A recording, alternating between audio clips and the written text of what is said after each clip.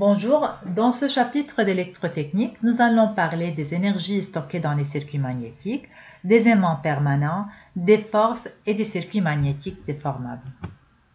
Nous commençons par la définition de l'énergie et de la coénergie stockée à l'intérieur du circuit magnétique. En fait, l'énergie magnétique stockée par unité de volume s'appelle aussi l'énergie volumique, est égale à l'intégrale de 0 à b de h de b dB, où B est l'ordonnée du point P, P étant le point de fonctionnement du circuit magnétique. Et donc c'est la zone qui est au-dessus de la courbe B de H, ici dans la figure de B en fonction de H.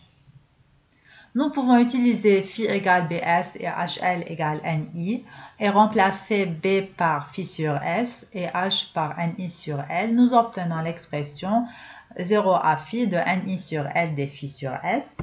Et si nous voulions retrouver l'énergie totale dans le matériau, il suffit de multiplier ce terme-là par S fois L et nous obtenons W total égale l'intégrale de 0 à phi de Ni des phi.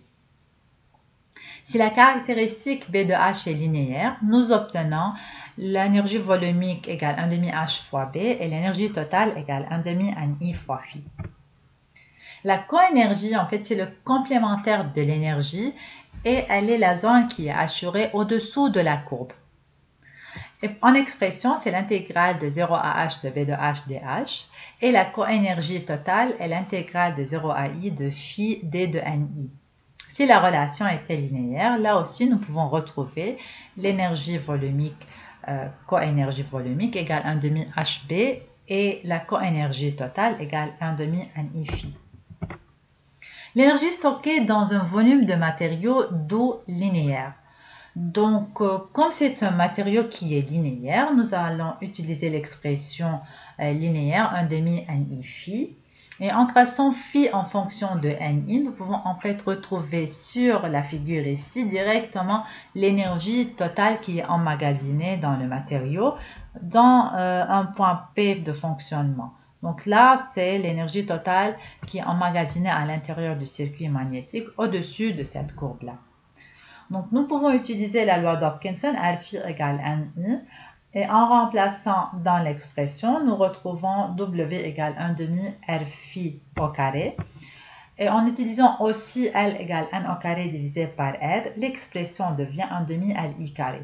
L'expression qu'on connaît déjà, mais là avant, nous l'avons dérivée à partir de la puissance P de T, donc c'est l'intégrale de P de T dt, où P de T c'est le courant multiplié par la tension, et la tension égale LdI sur dt, donc en dérivant à partir de la puissance, là aussi nous retrouvons W égale 1 demi Li carré.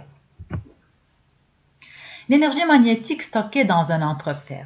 Donc, nous rappelons que l'entrefer, c'est de l'air à l'intérieur de notre circuit magnétique. Cet espace d'air est d'habitude très réduit en longueur par rapport à la longueur du fer, mais c'est essentiel parce que ça va assurer la rotation dans les circuits magnétiques rotatifs.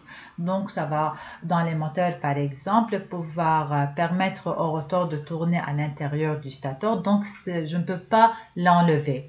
Donc là, nous allons comparer l'énergie qui est stockée à l'intérieur de l'entrefer par rapport à l'énergie qui est stockée dans le fer. Donc l'énergie volumique dans le fer égale 1 demi HD égale 1 demi B au carré divisé par mu0 mu R. Et donc l'énergie totale stockée dans le fer, c'est ce terme-là multiplié par la longueur et la section. L'énergie volumique dans l'entrefer égale 1 demi B au carré divisé par mu0 parce que la perméabilité de l'air c'est égal à mu0 et l'entrefer, il n'y a que de l'air dedans. Et donc l'énergie dans l'entrefer égale 1 demi B au carré divisé par mu0 multiplié par E, la longueur de l'entrefer, et la section qui est la même. Vu que mu R est de l'ordre de 10 puissance 5, et même si E est beaucoup plus faible que L, l'énergie va être principalement stockée dans l'entrefer et il est plutôt courant de négliger l'énergie stockée dans le fer devant celle stockée dans l'entrefer et donc nous allons considérer que l'énergie est uniquement stockée dans l'entrefer. Énergie magnétique stockée dans un aimant permanent. Pour travailler dans un aimant permanent, nous allons retourner à la courbe d'hystérésis et nous allons regarder ici.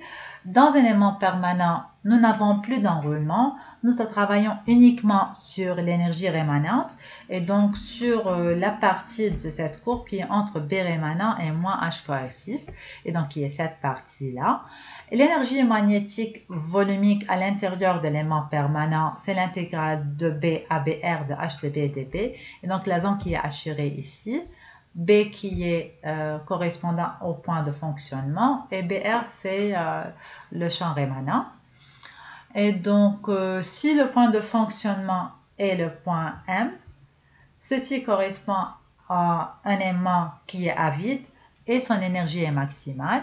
Il faut noter que l'aimant à vide, ça ne veut pas du tout dire que l'aimant est libre dans l'air, ça veut dire qu'il est à l'intérieur d'un circuit magnétique où la réluctance est presque nulle. Donc j'ai un circuit magnétique sans entrefer autour et avec une réluctance qui est très faible.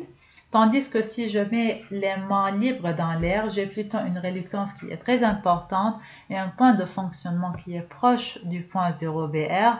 Ça veut dire une énergie qui est vide à l'intérieur de l'aimant permanent.